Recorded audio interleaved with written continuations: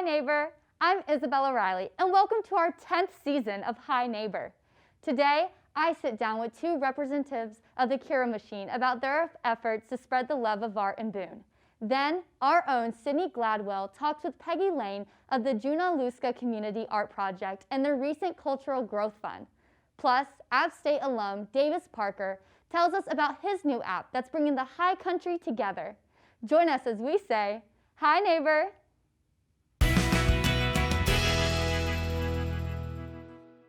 Hi, Neighbor. My name is Isabella Riley, and today I have the pleasure of Zooming Ben and Bunny and talk about their business that they have. How are you guys doing today? Great. Hi, how are you doing, Isabella? Doing great. So to start off, can you guys tell me a little bit about your business, what it is for all of our viewers? Sure. The Curio Machine is a creative vending machine company. We vend local art prints, stickers, apparel, earrings, books, just about anything that'll fit in a vending machine. Awesome. So where did the idea of the Curio Machine come from? I was visiting Ben out in Portland, and we were bar hopping, and he took me to a place that had an art vending machine, and we talked about how cool it was, what a radical concept. And Ben was actually the one who suggested, well, if this can work in Portland, why on earth can't it work in Boone? So where did the name of your company, Curio, come from? That was Bonnie. That was you, right? That was me, yeah. So Curio, for me, when I thought of the name, it was because I thought of the vending machine as a cabinet of curiosity, which is a very Victorian idea, where usually typically wealthy people would go travel around the world and collect little knickknacks here and there and would display them for all of their visitors and patrons to see in a cabinet of curiosity. And when we talked about selling art, especially art prints out of a vending machine, we thought, well, they're essentially just local art collectibles. What would you guys say is your favorite aspect about the machine that just makes it like this whole company of yours just so crazy and just so like, I'll go first. The community, without a doubt. Community is what has kept me going in all my ups and downs in Boone. And I find myself extremely rooted to the people and the land more than anything else. Yeah, definitely. I mean, the creative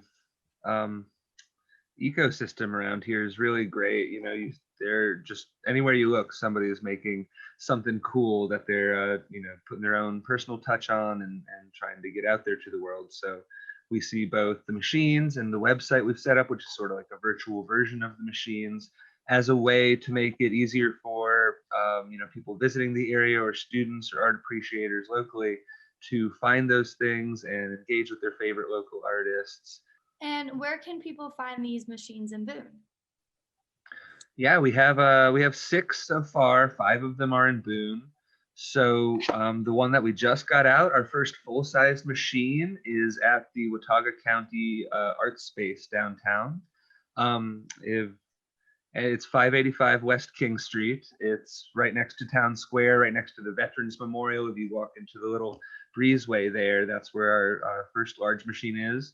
And then we have our smaller countertop machines are in Espresso News, Higher Grounds, Black Cat, and Holistic Health Solutions, the hemp shop over by Harris Teeter. And those sell different size prints. And the full-size machine, you can find a variety. We have over 20 different items in there right now.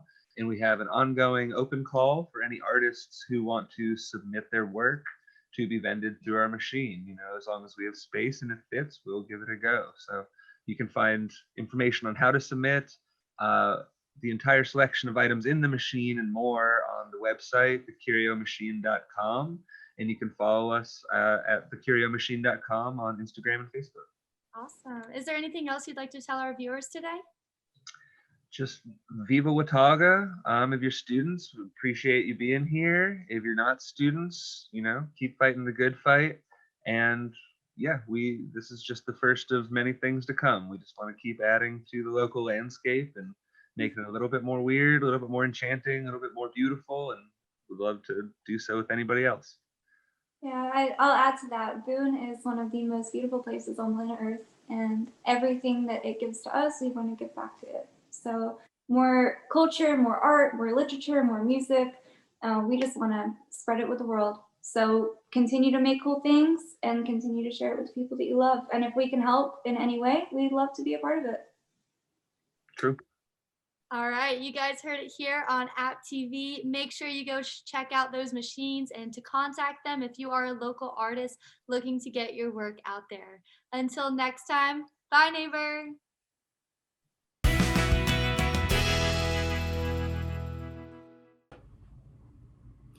Walking distance from Appalachian State University lies the historic African American neighborhood known as Journalisca. Journalisca is one of the oldest African American communities in Western North Carolina and one of the few surviving today. Earlier this year, the Journalisca Project was awarded $20,000 from the Central Appalachia Arts and Cultural Growth Fund, whose mission is to position arts and culture as a core element in equitable community planning and development. The Journalisca Project is being led by artist and retired school counselor Peggy Laine, who has been working on arts-based projects with the Journalisca community for several years. Today, I got the opportunity to sit down and talk with Peggy Laine about Journalisca and the community's plans with these funds. So Peggy, what got you interested in the Journalisca community?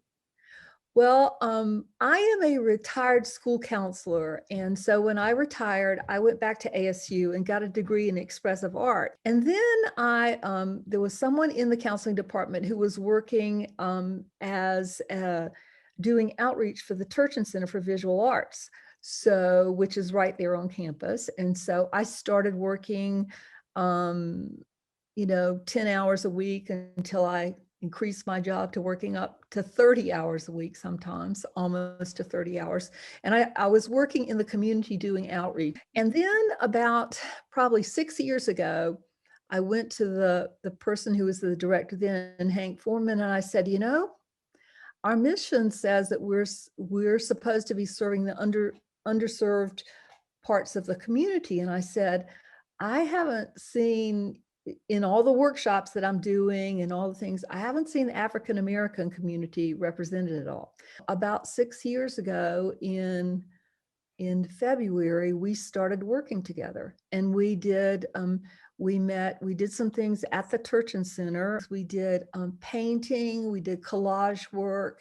It's just been a really great experience for all of us. How much of an impact has art and other forms of creative expression had on the Journalisca community? Well, I think it's given them some visibility because they've been in these art shows, and it gives them another reason to come together, to work together. I mean, these are all older retired people, and they just gather together and we can have fun. What projects are proposed for these grant funds, and how will that meet the needs of the community? Mark Freed, who's the cultural director of the town of Boone, called me and said, Peggy, I know what you do in the community. I know that it's valuable. He said, I'm a part of a group they're based out of Kentucky, I believe. And so he said, they're granting these funds. And so I said, yes. And it was, we talked about, do I write a grant to work with all the groups that I'm working with, or do I choose one? And we talked through it, and I chose Journalisca. You can trace, one of the things that I learned in the book is that you can trace everybody who has lived in Journalisca, African Americans, to 4 women. 2 of whom were Cherokee and 2 of whom were African American. The things that I chose were, one, they talk a lot about gardening, and they said, we can't have gardens because the deer. So I thought, let's build a garden with a deer fence around it. And then so that they can, and I'd also heard that there was some food insecurity there. Let's build a heritage garden based on the things that they depended on growing up. And so another thing was I wanted to do a children's book. I wanted that to be their legacy. I hope the number one takeaway from all of this is that this is an amazing community here next to Boone, and you guys have a wide open invitation for everyone to come in, pool together, and build up a community right here, right next to us. Okay, thank you. We'll appreciate it. Okay, Awesome. Have a great rest of your day. thank you. Bye-bye. If you or someone you know would like to get involved in the Juurnalisca Project, email Peggy Laine at delaney.lane@bellsouth.net. Exciting things are happening this week in Boone. App State alum Davis Parker created Draba, an app that links all local events, organizations, and businesses in the High Country. Hannah had the opportunity to talk with him about his invention. Take a look.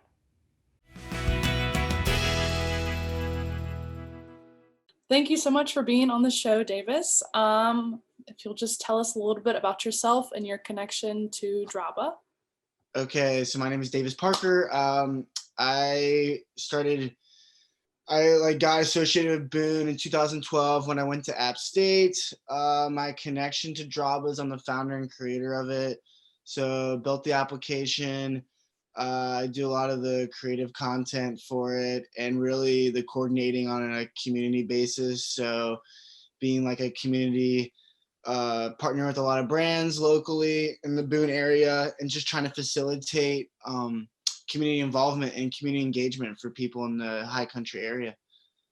Yeah, so I guess just going off of that, what like positive benefits do you see for the Boone community, like our small local place for an app like this? Yeah, I think for even like students and also tourists getting involved on social causes, and enacting like local solutions to local problems, whether it's like food insecurity in the Watauga, County, also, domestic violence topics, other topics regarding like, environmental causes on a local level. So I think those are all matters that are important to the Boone community. And then also the relationship between the town of Boone and the High Country and also the university and how they are also mutual beneficiaries of each other, and that they're kind of, complementing one another on a healthy level.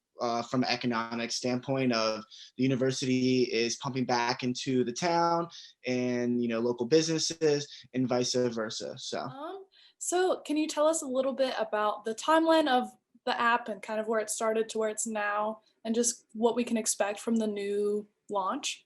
Yeah. Okay. So Draba, I always knew I wanted to create this new digital experience, and it started in 2012. And this is like right before even Instagram was as popular as it is now. I think Facebook was definitely the most popular platform during then.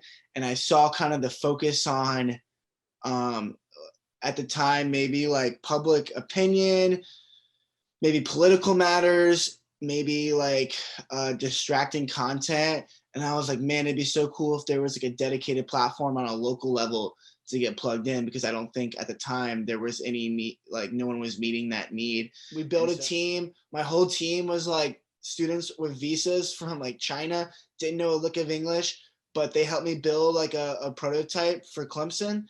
And from there, it kind of like, with the kids being on from China and visas, I wasn't able, like they had to go back to China and nothing really came of it, but I kept chipping away.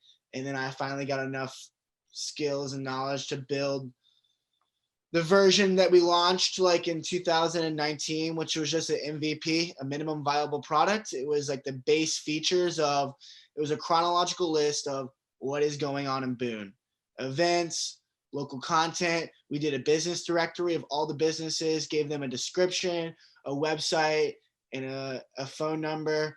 That got about 5,500 users on it in 7 months, but it could only handle one location. And also I had to like onboard all the content. So I had like, if Black Cat Burrito wanted to like put up a new special, they'd have to contact me and I'd have to put it up. They couldn't do it themselves. So it was really limited in the functionality. That's why we had to, build this new version and I needed to raise $18,000 to do that. And so we launched a Kickstarter campaign, which is a crowdfunding campaign, which is essentially like, hey, we need the community support. If you donate now, we'll give you these backing reward tiers, like with t-shirts or stickers, or we asked businesses that we would give them like a discounted rate when they're marketing their material on the new version. Launched that last January. We raised the money in like 18 days, and we actually exceeded our goal, and we raised 23,000. And then we were projected, like I said earlier, to like launch that this July. Didn't happen, but now we're here, and we're going to launch the new version on February 13th, which is really exciting because we have a lot of new features that we didn't like have the wherewithal to like build out or project when we did this, when we like, we're brainstorming of functionality. So now we have a lot of new features. Users can build their own profile. They can vote on content. We have a voting mechanism called seeds, which are kind of back to the flower. You get 5 seeds a day. Think of them as like likes, but you can't give everyone a like. So you have to be really, there's an incentive for everyone to really, be cognizant of like, hey, what content do I want to showcase at the top of my local feed? And so the idea is that we don't have ads. We don't have an ad revenue model. We want everyone to have an equal opportunity to get to the top of their feed. And so we hope that through community support, a local artist, a local musician, a local, content creator or business can get to the top of the feed, not by paying their way to the top, by getting the community support. And so we're going to be launching for Android and Apple devices on February 13th. That's all for this week's episode. We hope you have a fantastic week. Make sure to follow us on Facebook, Instagram, and YouTube at AppTV for more student-made content. See you next Tuesday at 10 a.m. Until then, bye neighbor.